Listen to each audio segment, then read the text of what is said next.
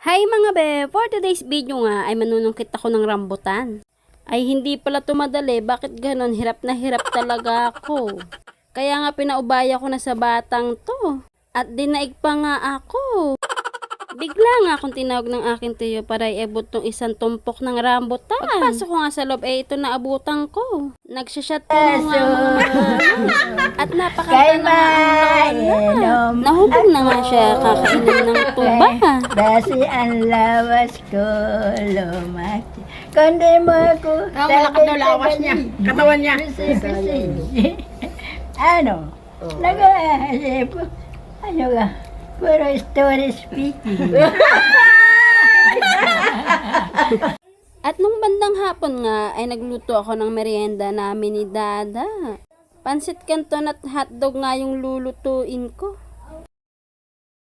Pagtas ko nga magluto ay tinawag ko na si Dada para kumain. Nakaligo na rin nga pala kami at pupunta naman kami sa bahay ng aking tiyo. At eto na naman nga tayo sa walang katapusang paglalakad. Yun lang, bye!